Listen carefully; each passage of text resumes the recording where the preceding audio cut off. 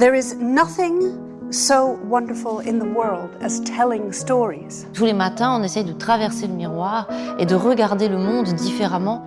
It is true, I am a woman. Une fois que ce saut est fait, tout devient possible.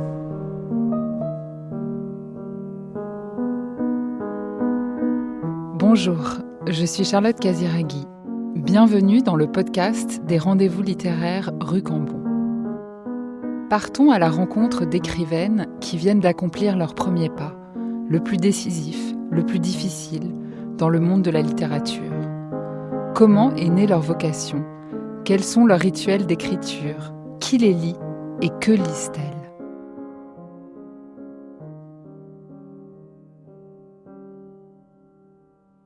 Bénédicte Dupré-Latour, votre premier roman s'intitule Terre promise aux éditions du Penseur. C'est une fresque hypnotique racontant une histoire que nous connaissons par cœur depuis l'enfance, celle de la conquête du Far West. Pourtant, cette histoire, vous la racontez dans des termes inédits. Vous la racontez depuis les marges. Votre livre se découpe en 8 chapitres pour 8 destins, de femmes, d'indigènes, de déserteurs. Terre promise a tout raflé sur son passage, le cœur des libraires, le cœur des lecteurs et lectrices, ainsi que 2 prix, le prix Emmanuel Robles du premier roman et le prix hors concours des maisons d'édition indépendantes. Vous avez une façon fascinante de parler de ce livre, de l'écrire sans recherche, avec pour seul terreau votre imagination. Et on verra ensemble que ce geste est engagé, car il montre du doigt une forme de colonisation des récits. Engagé, votre texte l'est aussi par sa façon de mettre en scène les femmes, généralement reléguées au second plan dans les films de cow-boys. Et là, enfin, on les voit, on les entend, on ressent leur souffrance et la violence qui s'abat sur elles leur vie durant. Toutes les voix résonnent dans ce texte, y compris celle de la terre qu'on entend respirer. Merci beaucoup d'être au micro du podcast Les Rencontres, Bénédicte. Merci beaucoup de m'accueillir chez vous. Je me sens à la maison. Vous y êtes.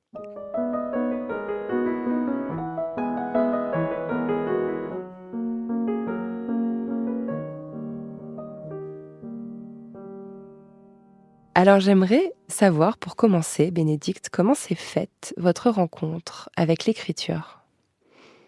Je pense qu'il faut que je commence par parler des histoires qu'on me racontait quand j'étais petite. Je dois à ma mère de m'avoir chaque soir, à moi et à mes sœurs, raconté d'innombrables histoires. Sans doute, c'est pour ça que je n'ai pas vraiment fait d'efforts pour apprendre à lire. J'ai appris à lire un peu tard, parce que ma mère, finalement, faisait le travail. J'ai infiniment aimé ces histoires qui précédaient le moment où j'allais m'endormir. Et c'était une transition tout à fait intéressante pour aller dans le pays des rêves. Donc j'ai commencé par vraiment me nourrir de ces histoires. Et puis, ma mère nous a pas mises beaucoup à l'école quand on était des toutes petites filles. On était en Argentine. Je dis souvent « on » parce qu'en fait, j'ai une sœur jumelle. Donc, quand je parle de mon passé, c'était pas un nous de royauté. Oui, vous êtes 2. On est 2.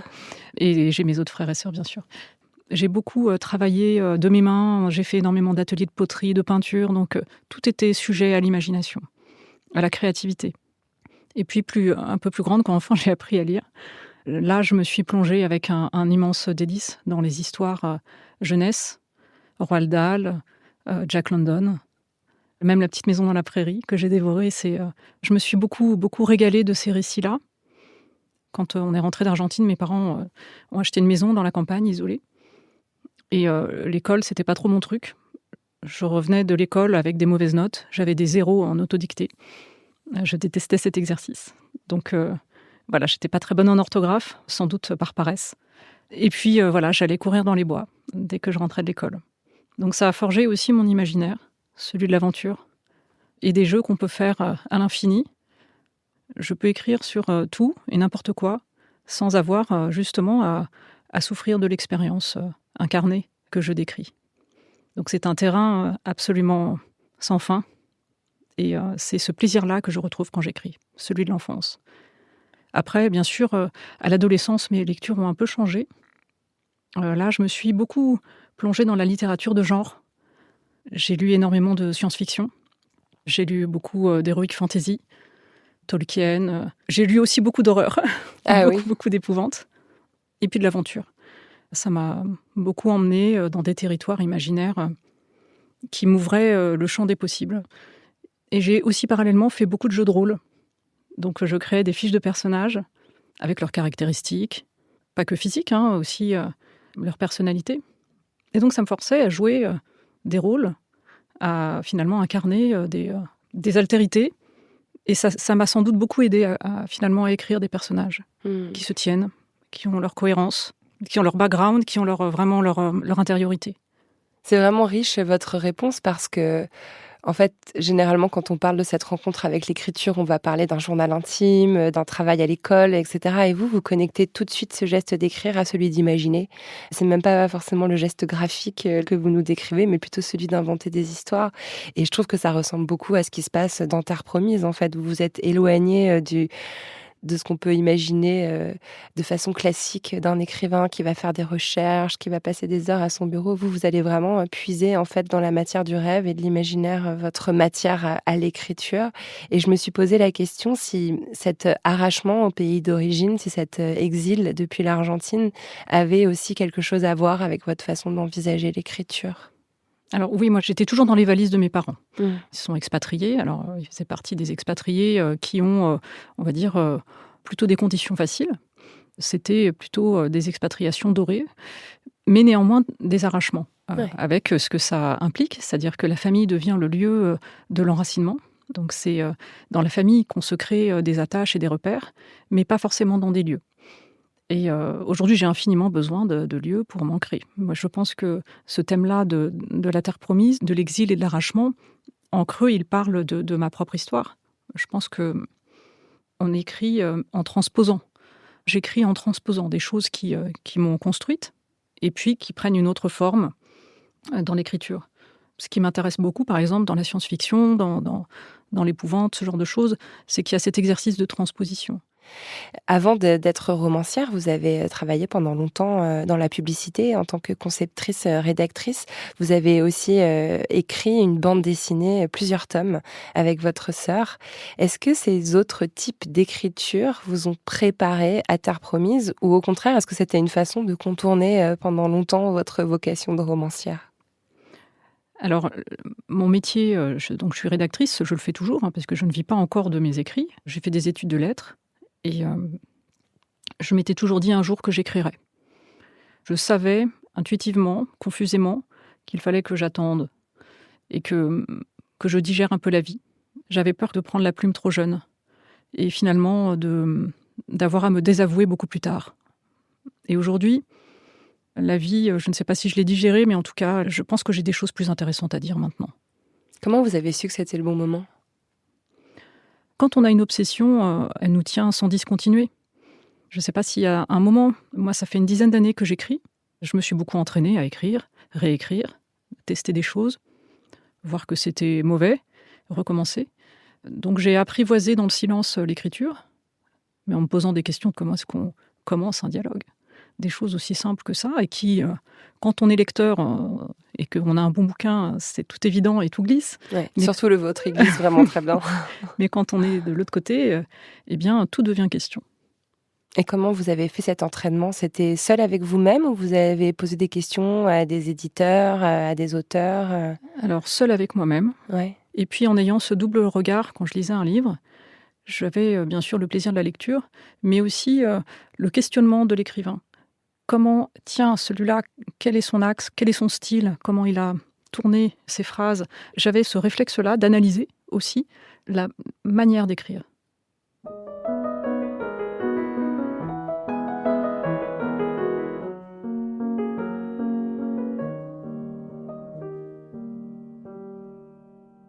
Alors, comment s'est faite la rencontre avec l'éditeur de Terre Promise ? J'avais envoyé mon manuscrit déjà depuis un petit moment à un certain nombre d'éditeurs. C'était dans la période du Covid. Et il a mis 1 an à me répondre. Donc je ne m'y attendais absolument pas. Donc j'étais dans un autre contexte. Et je reçois un numéro de téléphone inconnu. Je vois ce numéro inconnu qui m'agresse, puisqu'il est inconnu. Et je réponds en n'étant pas très agréable. Et quand j'entends mon éditeur qui décline son nom et puis sa fonction, là, tout d'un coup, ma voix, je l'entends, change de texture. Il m'a demandé si mon texte était encore disponible. Je lui ai dit, bien sûr, qu'il l'était. Et donc, on s'est rencontrés. Je ne m'y attendais pas. Même si je pensais qu'un jour, j'allais avoir une publication. Ça, c'était une certitude. Mais une certitude tranquille. C'est vrai que c'était un texte que j'avais envoyé à plusieurs éditeurs et je m'étais dit, bon, ça marche pas, je vais passer à autre chose. J'ai beaucoup écrit pour moi pendant une dizaine d'années. Et le grand défi, c'est de ne pas devenir aigri, c'est de finalement travailler toujours avec une forme de joie. Vous avez gardé en fait une forme de confiance dans un destin qui serait le vôtre. Oui, je savais que ça allait arriver. C'est magnifique. Avec patience. Ouais, avec patience. Et obstination. Oui. Je pense que les portes ne sont pas fermées aux nouveaux auteurs. Bien au contraire. Qu'est-ce que vous avez ressenti quand vous l'avez tenu dans les mains pour la première fois, ce livre ? Alors, mon éditeur m'avait demandé de venir pour signer des exemplaires destinés à la presse. Alors, naïvement, je pensais qu'il y en aurait une dizaine. Il y en avait 200. Finalement, ma première expérience, mon premier rapport à l'objet fini, ça a été un rapport un peu ouvrier, un peu, finalement, de signature à la chaîne. Donc, j'ai le souvenir que j'avais mal à la main, à la fin, et que je ne m'attendais pas à cet exercice. J'ai l'impression que votre éditeur, il a aussi vraiment beaucoup accompagné la sortie de ce livre. Si j'ai bien compris, il y a, comme je l'expliquais en introduction, il y a 8 personnages qui ont chacun leur histoire. Et un des personnages, Kinta, qui est une femme indigène, a eu sa nouvelle pré-publiée, envoyée au libraire comme un espèce de teaser à Terre Promise. Tout à fait. Et je me suis dit que votre éditeur avait fait un beau geste d'accompagnement de votre livre en proposant cette idée-là. Enfin, je ne sais pas s'il l'a proposé d'ailleurs. Mais... Le format s'y prêtait. On peut extraire de Terre Promise un chapitre qui est autonome. Et c'était les 5 ans de mon éditeur, de sa maison d'édition. Donc, il s'est dit, en janvier, faisons une petite opération pour sensibiliser les libraires avec cet extrait qui marque le coup de 5 ans de travail exigeant et qui annonce un roman sur lequel, je pense, il comptait. Et les libraires ont adoré. Est-ce que vous seriez d'accord, Bénédicte, pour nous lire la première page de ce premier roman ?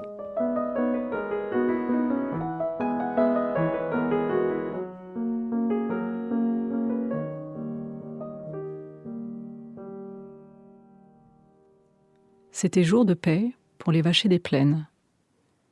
Au bord du lit, Eleanor Dwight remontait son bas le long d'une jambe brune. La chambre sentait encore le mauvais tabac que l'homme de la veille n'avait pas cessé de chiquer. Il n'avait pas cessé, hormis pour cracher un jet noir dans le bassin, avant de se vider plus bas, les yeux écarquillés de stupeur. Eleanor en avait trop vu pour se souvenir des visages.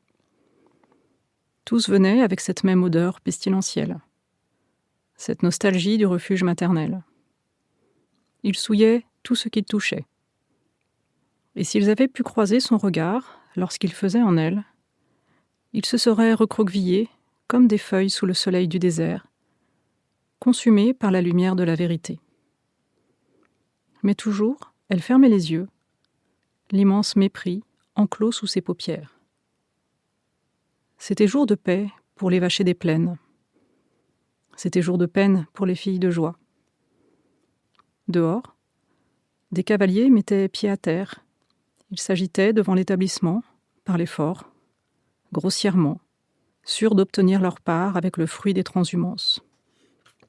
Ils claquaient la croupe des bêtes. Leurs bottes cinglaient les planches comme pour la bataille qui bientôt se livrerait dans la grande salle enfumée, puis dans les chambres, à moitié close. Merci beaucoup. Le décor est magnifiquement planté.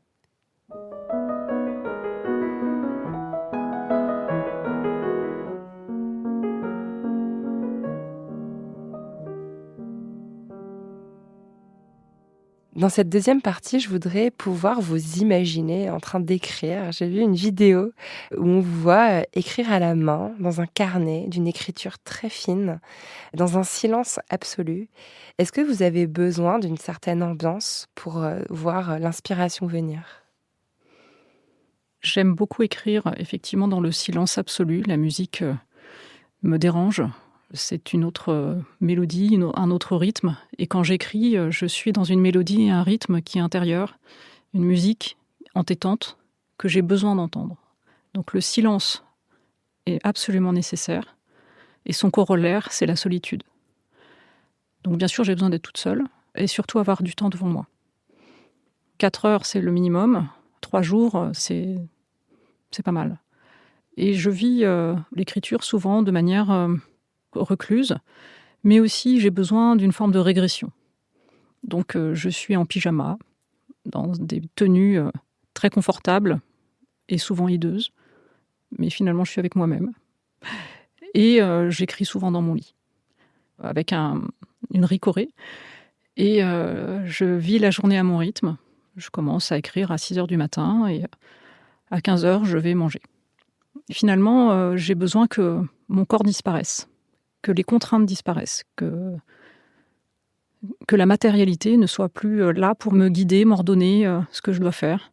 Et à côté de ça, je prends beaucoup de notes dans des carnets, aussi sur mon téléphone, parce que quand je suis dans un processus d'écriture, ça devient complètement obsessionnel. C'est-à-dire que je peux être là, à un dîner avec des amis, je fais semblant d'être là, mais en fait, je suis ailleurs.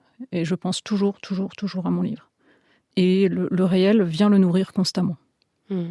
C'est un entonnoir. C'est une immersion que vous nous décrivez, surtout. C'est vraiment une volonté d'être entièrement dédiée à votre ouvrage. C'est une obsession. Je me sens habitée, je suis presque possédée par un démon. Un démon ou un personnage, parce que j'ai lu cette phrase, ce n'est pas moi qui ai écrit ce livre, c'est un de mes personnages qui s'est mis à l'écrire. Comment comprendre cette phrase ? Je vous disais que ça fait 10 ans que j'écris, donc j'ai bien sûr plein d'autres débuts d'histoire dans mes tiroirs. Et quand j'ai commencé Terre Promise, en fait, j'écrivais complètement autre chose. Et j'étais en train d'écrire une histoire, ça se passe dans le monde contemporain. On a un couple qui arrive dans un appartement, qui achète un appartement porte de Pantin. Et dans cet appartement, la femme voit plein de choses bizarres. Il lui arrive des choses qui sont très étonnantes, mais son mari ne voit rien. Et elle pense qu'elle est folle. Donc elle va commencer à écrire ça dans son journal. Un journal intime dans lequel elle peut se confier. Et son mari, qui est très curieux et un peu envahissant, lui dit « Mais qu'est-ce que tu écris ?» Elle n'a pas du tout envie de lui dire ce qu'elle est en train d'écrire, puisque sinon il va considérer qu'elle est folle. Et donc elle lui dit « J'écris un western ». Et donc, je commence, dans ce journal intime, à écrire le début du western. Et c'était le début de Terre Promise. Et donc, je dis, c'est mon personnage qui a commencé à écrire ce livre. C'est magnifique. Et dans le processus, vous vous êtes débarrassé de l'appartement et du mari. C'est ouais, intéressant. Il ne reste plus que l'intériorité de cette femme. Ça ne m'intéressait plus. Je préférais finalement aller courir l'aventure sur ces Terres Promises. Et sans doute, cette distance imposée par finalement cette mise en abîme, ce personnage qui prenait la plume, m'a permis d'aller beaucoup plus loin que ce que j'aurais pu faire. Et de plus avoir peur qu'on vous traite de folle. Voilà. Il y a quelque chose de vraiment fascinant et qui, je vous avoue, au début, quand j'ai vu la première fois, je me suis dit, mais comment c'est possible ? Moi qui suis obsédée par la recherche, par la véracité historique, je me suis dit, mais c'est incroyable de relever le défi d'écrire un western en refusant d'aller faire de la recherche, alors c'est très documenté. Enfin, on a l'impression que c'est très documenté, votre texte. Et surtout en ayant soin de ne jamais employer les mots du western. Il n'y a pas le mot indien, il n'y a pas le mot cow-boy, il n'y a pas le mot Far West. Pourquoi avoir fait ces choix si radicaux pour ce livre ? Je vais revenir justement à ce premier jet écrit par un personnage. Donc, j'ai écrit une première histoire, un premier portrait, et j'étais très très contente de moi. Et en 10 ans d'écriture solitaire, je me suis rendu compte que quand j'étais trop contente de moi, c'était un très mauvais signe. C'était que, sans doute, j'enfonçais des portes ouvertes et que j'avais écrit quelque chose de finalement convenu. Et je me suis dit, bon, je vais laisser reposer un petit peu ce début de texte, qui devait faire une 30aine de pages, et je vais le relire dans un moment. Et quand je l'ai relu, j'ai réalisé que j'étais en train d'écrire un western, et j'ai été totalement consternée. Parce que tout avait été dit, tout avait été filmé, écrit, et moi je me sentais arriver après la bataille. Donc il y avait aussi la question de la légitimité. Au début, je me dis, mais pourquoi cette histoire vient ? Est-ce que j'ai le droit de la raconter ? Et puis, ce sentiment d'imposture, finalement, il a été rapidement remplacé par un autre. C'est que j'avais le sentiment de faire allégeance. Et ça, c'est ce qui m'a le plus dérangée. J'ai regardé un petit peu mon histoire. Je me suis dit, mais finalement, moi, j'ai jamais mis les pieds aux États-Unis. Cette histoire, c'est pas la mienne. Pourtant, c'est ce qui vient spontanément. Et en regardant ce qui m'a pétri dans mon enfance, dans ma jeunesse, eh bien, j'ai regardé plein de westerns. J'ai lu La petite maison dans la prairie, Blueberry. J'ai joué infiniment aux Indiens et aux cow-boys. J'ai joué une histoire qui n'était pas la mienne. Ça me dérangeait beaucoup. Et je me disais, j'ai deux options. Soit j'arrête d'écrire ce début d'histoire, soit je continue, mais sous une autre forme. J'avais ce sentiment vraiment désagréable. Je ne voulais pas être la seule à l'avoir. Je voulais que mon lecteur aussi se fasse avoir d'une certaine manière. Et donc j'ai mis en place ce qui ressemble à un western, mais qui n'en est pas un. Donc j'ai pris le parti déjà de ne pas me documenter. Je voulais voir ce qu'il y avait à l'intérieur, si c'était suffisant, si le réservoir était assez plein. Et ce qui pouvait être le signe justement d'une invasion réussie de mon imaginaire, c'est que le réservoir est assez plein, il déborde même. Et puis mon deuxième parti pris, comme vous l'avez dit, c'est justement de ne donner aucune référence, ni de lieu, ni d'espace. Et donc on ne sait pas où on est. Et pourtant on y est. Et jusque dans la dentelle des mots, ne pas utiliser le terme de cow-boy, de shérif, d'indien, etc. Les remplacer par d'autres, des mots plus européens. Et voilà, pourtant on y est. Et alors moi j'ai travaillé aussi subtilement, c'est-à-dire que je vais chercher des archétypes qui peuvent évoquer la conquête de l'Ouest, mais des prostituées, il y en a sur tous les continents. De l'or également, et des déracinés, on en voit encore tous les jours. Oui, ça pourrait être presque de la science-fiction, au fond. Vous avez transposé une histoire universelle qui pourrait être presque tirée du théâtre grec ou d'ailleurs, dans une terre qui réveille notre propre imaginaire, en réalité. Je suis allée chercher la mythologie. Je voulais parler de toutes les invasions. Et donc, aller avec une écriture assez lyrique, dans le sens d'une Iliade et d'une Odyssée. C'est ce que je recherchais. C'est complètement ce qui ressort de la lecture. Et en même temps, on sent que derrière la terre que vous décrivez existe, qu'il y a une espèce de cartographie qui a été faite où il y a vraiment aussi une cohérence entre les plaines et les montagnes, entre les saisons, un tissage dans la description des végétaux, des minéraux que manipule chacun de vos personnages. Vous n'avez pas fait de recherche sur Internet, mais vous avez cartographié quelque chose d'assez précis dans votre imagination avant d'écrire, ou en écrivant peut-être. Alors les paysages du Far West sont imprégnés, je pense, dans notre imaginaire collectif.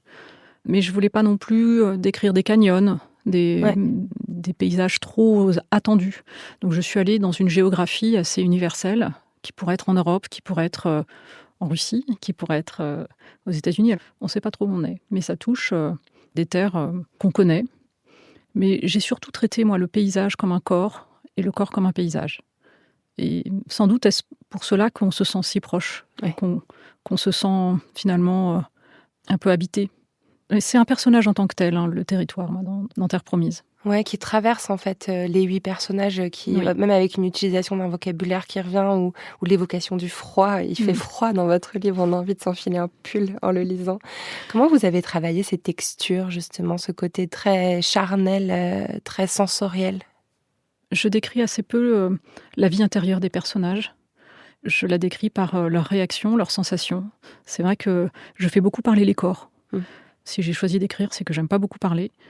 Et d'ailleurs, il y a très peu de dialogue dans Terre Promise. Moi, ma langue paternelle, c'est le non-dit. Donc, parler, c'est toujours compliqué. Et je trouve d'autres subterfuges, d'autres formes de langage. Alors, il y a le langage du corps. Il y a le langage des cadeaux. Il y a beaucoup de cadeaux dans Terre Promise, des petits objets qu'on se donne, sans avoir besoin de parler. On a le langage des symboles. Il y a énormément de symbolique dans Terre Promise. Et puis, on a le langage du jeu. Il y a beaucoup de jeux d'enfants dans Terre Promise aussi. Donc, je cherche toutes ces autres façons de parler qui m'intéressent beaucoup. Pour moi, la parole, c'est très dangereux. On a envie de relire le livre à la lumière de tout ce que vous venez de nous décrire comme un langage secret. Alors, il y a évidemment quelque chose de central dans votre texte, c'est la place des femmes. Une grande majorité des personnages de Terre Promise sont des femmes, ce qui est suffisamment rare pour être souligné dans la littérature en général et dans le western en particulier. Ces femmes subissent beaucoup de violences. Il y a les violences autour de l'accouchement, autour de la grossesse. Il y a évidemment les violences sexuelles, la prostitution. Je me suis demandé quelle était votre volonté en allant aussi franchement dans la description des violences et si ça avait pu être parfois difficile à écrire pour vous en tant que femme. Alors, je parle d'une invasion, donc je ne peux pas faire l'économie de la violence. Ouais. Sur la question des femmes, dans Terre promise, il y a 8 portraits. On a 4 hommes et 4 femmes. On me dit souvent il y a beaucoup de femmes, mais... C'est paritaire, en fait. C'est J'ai l'impression paritaire. qu'il y avait une femme de plus que... Eh bien non. Si on considère que les lettres sont le portrait d'un personnage, eh bien on a 4 hommes et 4 femmes. Et moi, ce qui m'intéresse, c'est d'être au plus juste de l'humanité. Ça veut dire donner la voix à 4 hommes et 4 femmes, donner la voix à ceux qui ont perdu, les perdants de l'histoire, qu'on n'entend jamais. C'est aussi montrer, certes, la violence des hommes, qui est très visible, mais aussi la violence des femmes, beaucoup plus souterraine. Et c'est un angle mort qui m'intéresse énormément. La capacité de résistance des femmes, on est très loin des stéréotypes dans Une grande cet ouvrage. Capacité de résistance, des personnalités fortes, des façons de résister ou même de combattre qui sont propres aux femmes. Et puis aussi des personnages absolument terrifiants. On a la figure d'une ogresse. Et puis on a aussi une femme, la femme de Morgan Bell, qui absolument dirige tous ses gestes. Et donc c'est une terreur à la maison. Ce pauvre homme n'a pas d'autre alternative que de fuir en disant qu'il va chercher de l'or. Mais en fait, il fuit sa femme. Il fuit sa femme. J'ai lu quelque chose qui m'a énormément intriguée. Je crois que vous avez travaillé avec un jeu de tarot pour écrire le destin de certains personnages. Comment les symboles ont-ils guidé votre écriture ? J'avais des archétypes pour chaque personnage que je voulais travailler. Mais j'ai toujours besoin souvent d'une petite aide pour déclencher le chemin de l'imaginaire. Donc j'ai pris un jeu de tarot, le tarot de Marseille, donc on a des cartes qui sont très symboliques, les arcanes majeures, et j'ai tiré 2 cartes par personnage. Il y avait une carte pour son passé, une carte pour son avenir. Le hasard, pour moi, est très intéressant. C'est une forme de contrainte que je m'impose, mais finalement, à partir du moment où mon imagination a un point d'appui, eh bien, elle peut beaucoup plus s'exprimer. C'est vraiment intéressant parce que j'ai l'impression qu'avec toutes ces contraintes que vous vous êtes créées autour de l'écriture, c'était des façons d'ouvrir encore plus votre imaginaire. Il y a cette espèce de double mouvement que je trouve fascinant dans votre approche. Je crois beaucoup aux contraintes qui nous forcent à travailler le style. Et vous me faites aussi penser au réalisme magique. C'est marrant parce que je n'avais pas forcément identifié ça en vous lisant. Et là, en vous écoutant... ça me fait penser à Garcia Marquez et à une littérature qui mélange en fait une volonté de récit historique à la folie, à la magie, à l'imaginaire. Et c'est une littérature qui est très spécifique de votre territoire natal. Mais oui, je suis née en Argentine, j'ai vécu ma toute petite enfance. Et sans doute, peut-être, sans que je m'en rende compte, des choses ont infusé. On dirait bien.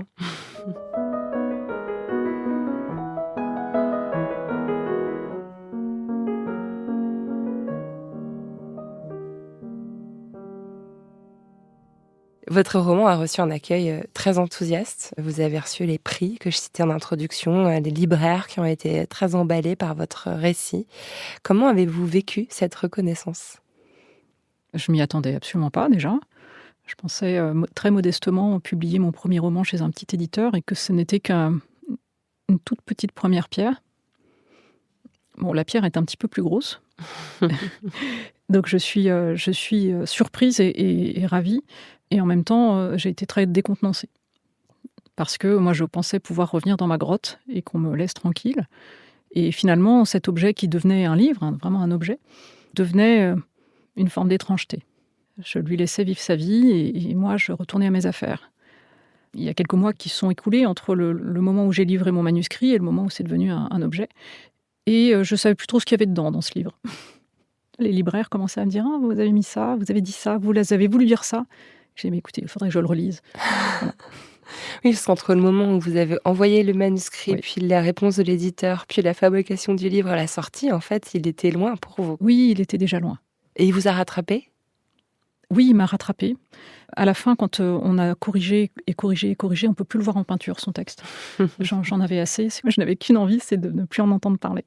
J'ai été très, très heureuse de cette réception. J'ai fait beaucoup de rencontres. Les libraires ont été formidables. Donc oui, c'était une expérience inoubliable. On remercie les libraires en passant, parce que c'est vrai qu'ils ont vraiment un rôle de passeur important dans les histoires. Complètement. Vous dites que vous avez fait beaucoup de rencontres en librairie. C'est l'occasion d'échanger avec ces lecteurs, lectrices. Est-ce qu'il y a des retours qui vous ont surprise ? Oui, il y a 2 retours qui m'ont beaucoup marquée. Je faisais une lecture dans un festival. Et au premier rang, il y avait une dame qui n'arrêtait pas de pleurer. Je lisais la lettre, une lettre d'Elliot Burns adressée à sa sœur.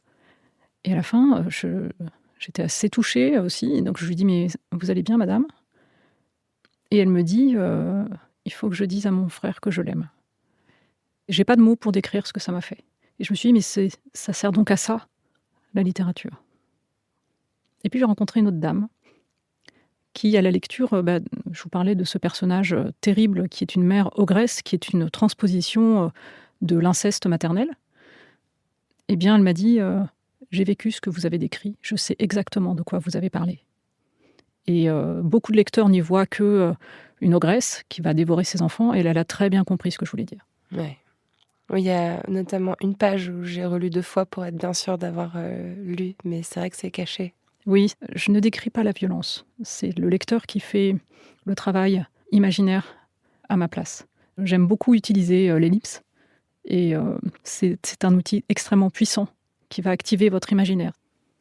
Vous avez dit, c'est mon travail de m'attaquer aux mythes, car ce sont souvent des mensonges. Est-ce que vous avez l'impression que ce texte a fait le travail de déterrer ou de mettre à jour certains mensonges ?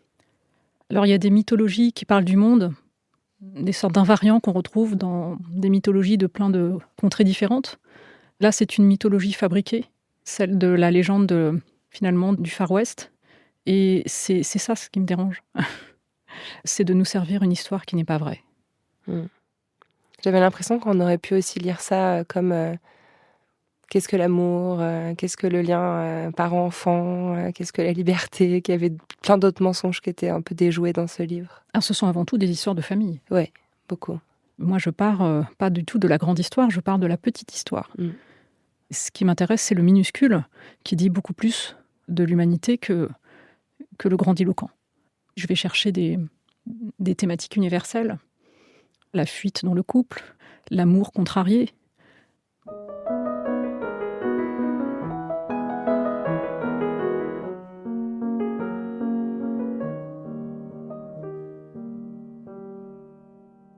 Avant qu'on se sépare, j'aimerais vous poser quelques petites questions. Je vais vous demander de répondre avec le plus de brièveté et de spontanéité possible. Quelle est la chose la plus surprenante que vous ayez apprise en étant écrivaine ? On écrit toujours malgré soi. Qu'est-ce que les gens seraient surpris d'apprendre sur vous ? Je voulais être profileuse. J'ai failli devenir punk à chien. Et maintenant, je collectionne les médailles pieuses. Waouh. Magnifique tiercé. Quelle est votre idée du bonheur parfait ? Il est toujours réfugié dans le passé. Mais le bonheur présent est forcément imparfait. Quel conseil donneriez-vous à quelqu'un qui veut exprimer sa créativité ? Transposez vos obsessions. En un mot, comment aimeriez-vous qu'on se souvienne de vous en tant qu'écrivaine ? Comme d'une étoile dans la nuit. À quoi ressemblera votre 2e roman ? Il parlera d'ordures. Celles qu'on produit matériellement, puis celles qu'on a à l'intérieur.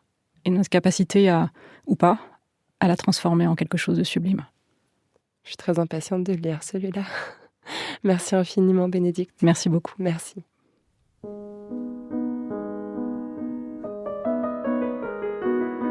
Merci d'avoir écouté cet épisode des Rendez-vous littéraires Rue Cambon en podcast. Pour prolonger l'univers de l'autrice, vous trouverez des images et des références sur le site de Chanel. À bientôt!